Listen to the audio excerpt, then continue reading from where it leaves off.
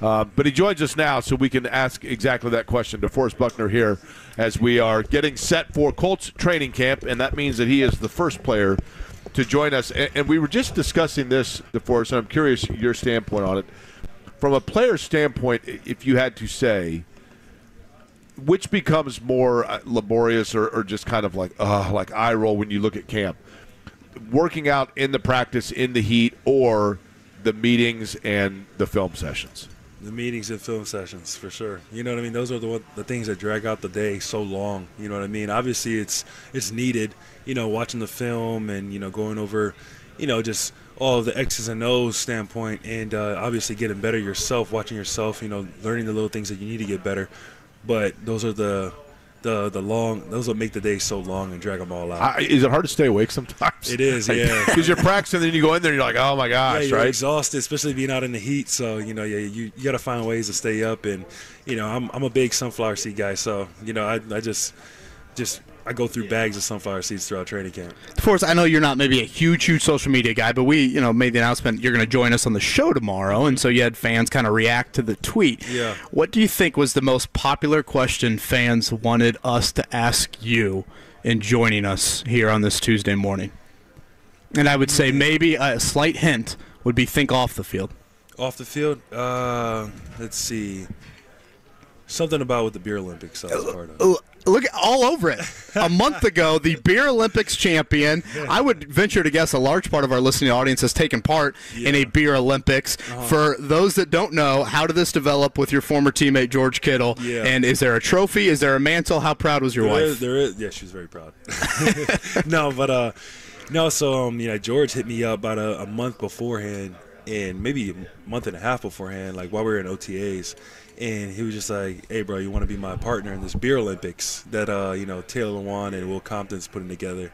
And I was just like, yeah, just let me know where and when, and I'll be there. And really because, every year George and his wife and their family, they throw a big thing called Kittle Fest every year, out in Nashville where they live. And so he was just like, we were out there last year, and, George and I were beer pong partners. And I think we won like 18, 19 games straight. Oh, boy. Oh, we were on the table all day. Wow. Yeah, so, we kind of sparked from there. And, obviously the Beer Olympics got all these different events. And, we drank a lot of beer that day. So, yeah. Like, I know Buck can hold his own. So beer pong your specialty? Are you a flip cup? Are you what would you say? Flip cup and beer pong, Okay. Yeah. That's impressive. Big guy with big hands. Yeah, I would think the beer pong would be nice. difficult. You got some touch. What kind of beer was it? That's a great question. I'm not sure because they were just filling up the pitchers. Yeah. So do you have what's your favorite kind of beer? I'm a big lately. I've been liking.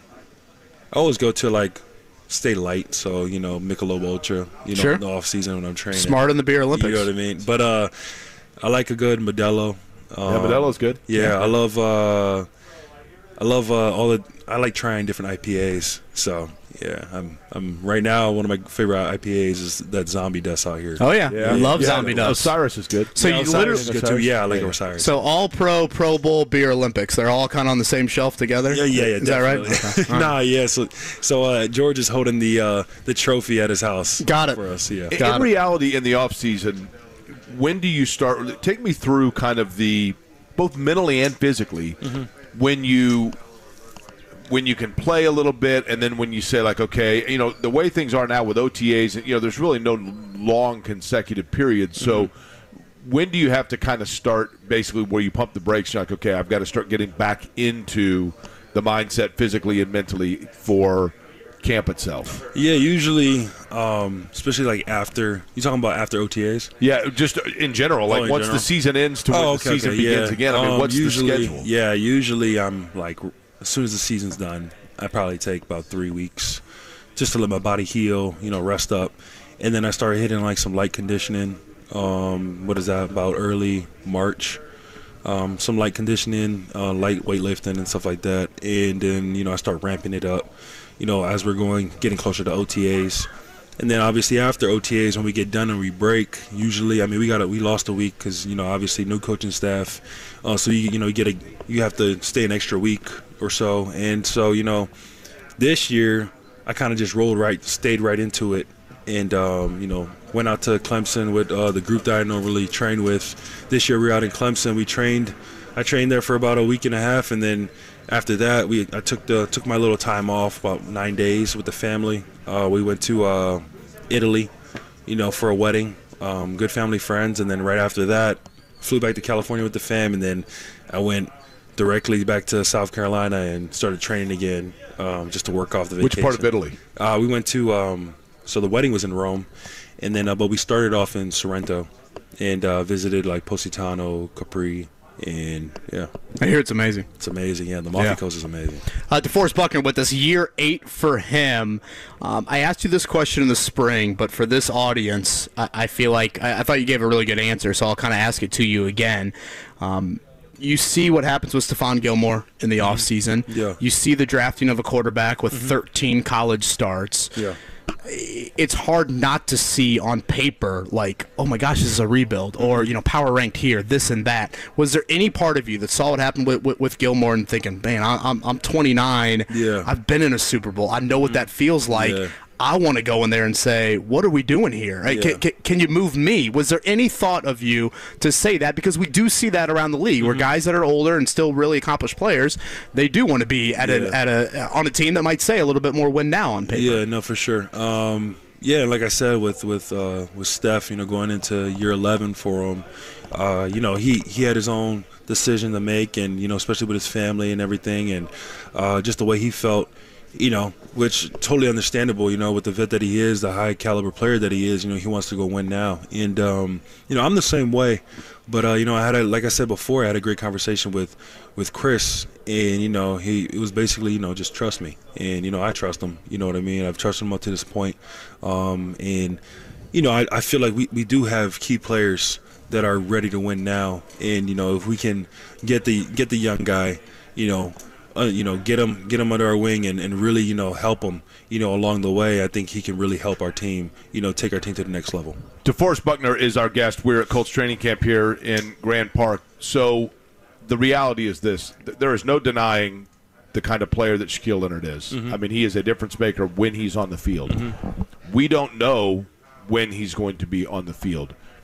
Is there a danger in going about this camp, DeForest, defensively speaking, under the assumption that you're going to have him all year? Or do you go under the assumption that you're not going to have him, and then he's gravy if, in fact, he gets healthy and is able to go? How do you guys approach it? Yeah, I mean, right now, I mean, you can't tell anything. You know what I mean? You can't really tell anything, especially, we just reporting. It's report day, so you can't think too far ahead. So for me, I know I'm thinking just one day at a time. We see where all the chips fall at the end of training camp, where our team's at, where the defense is at, offense is at.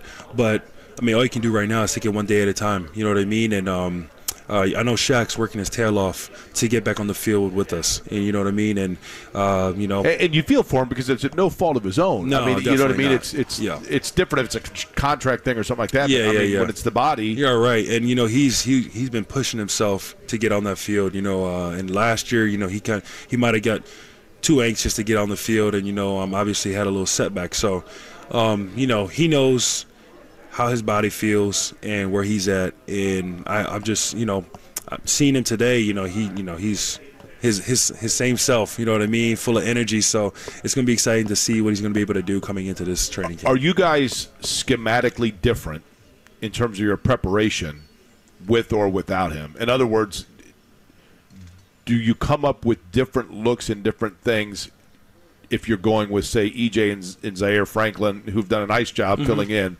versus if he's in there, does it change the way that you line things up or do things? I don't think so, no.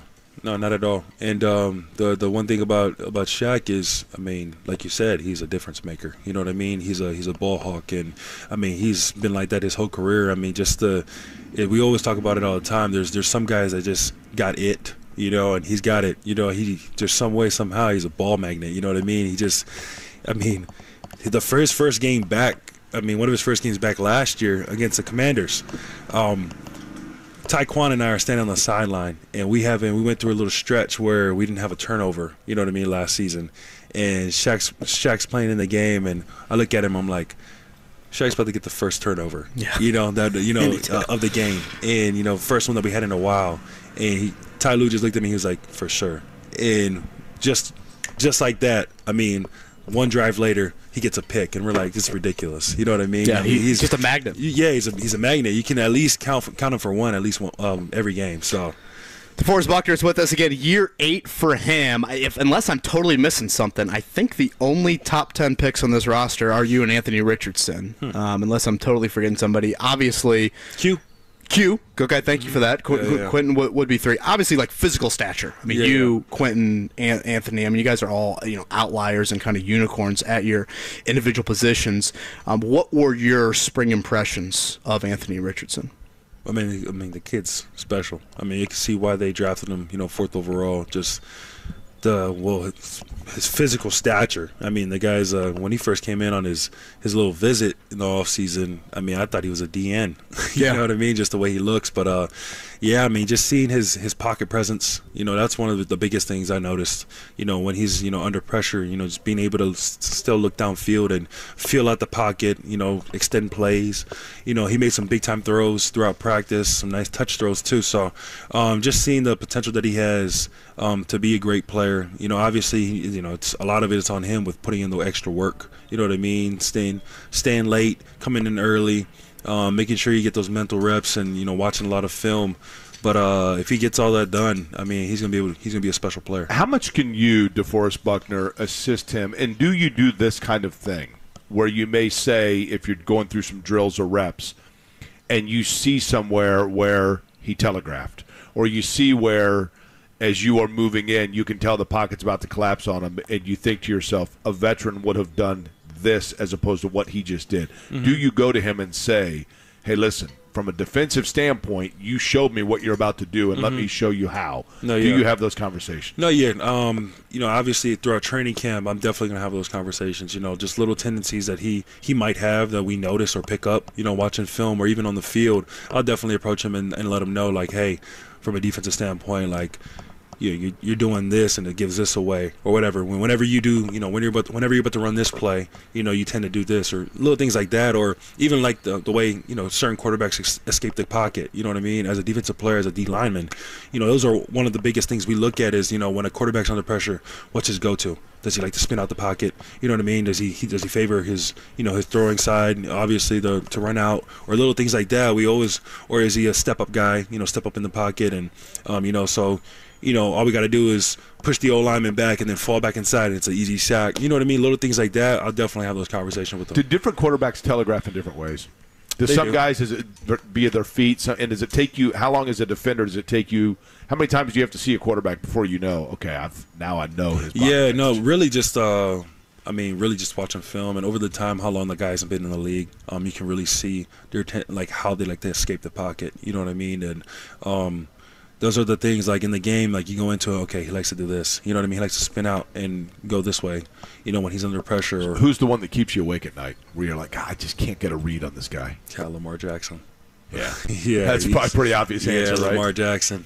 He's one of those guys that are just sneaky shifty. Does Anthony Richardson have Lamar Jackson tendencies? Potential, I should say. Potential? Yeah, I think so. I feel like with his size and his speed, he's a good mixture of with Cam Newton and Lamar. You know what I mean? I'm not talking skill set, like throwing ability. I'm just talking about his physical stature and run ability. Right. Is a mixture of Cam Newton and Lamar. Yeah, you brought up pocket presence earlier. I remember when you guys drafted him. That was the first thing Chris Ballard said coming in the media room of poise. Like he's not deer in headlights when all of a sudden the pass rush gets in his face, the eyes don't drop. Yeah, exactly. And you see that a big thing with even some pro guys, but you see a lot of those with the young quarterbacks. Coming into the league, they feel that pressure, their eyes come down and they start looking around the pocket and how to escape and little things. But I noticed he tries to keep his eyes downfield, which is awesome for a young guy. Okay, last one, and this is relevant to my co-host here, Jake, who is in turn 3 on the radio call of the Indianapolis 500. If I'm not mistaken, your last tweet was about the last lap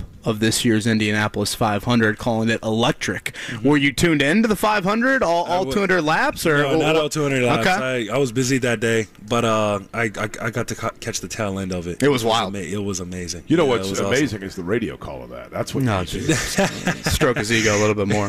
I'm sure it was. I was going to ask this before we let you go. I mentioned this off the top. You were born in Hawaii, right? Yep. You went to high school in Hawaii. How old were you the first time you left the island?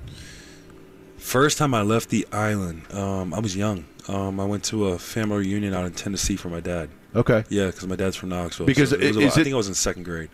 Because are there a lot of your classmates, for example, that other than going maybe to like Disneyland in L.A., I mean, I would just think in Hawaii. A lot of people never left the island. I mean, I have a friend that moved out there, and he said after like 2 years, I mean, it's paradise. It's beautiful. Yeah. I've been there. But after like 2 years, he kind of got like an island fever because it's like, oh my gosh. Yeah. Like, where do you go? Like, where do you vacation, right? Yeah, I mean, for sure. Where the hell does somebody from Hawaii spring break? Right. And then, and it's crazy because I've known some people that a lot of people that just never been on a plane. You know what I mean? Just stayed on the island, and to each his own. But for me, I just from when I was young, I always wanted to get off the island and explore more. So. Dreamed of living in Indianapolis, Indiana. Yeah, exactly. Beautiful Westfield, Indiana here. Right. Year 8 for DeForest Buckner. DeForest, stay healthy. Thank you, and good luck this season. Thank you for having me. That's DeForest Buckner right here. Again, report day for the Colts live here at Grand Park. Ryan Kelly's scheduled to join us a little bit later.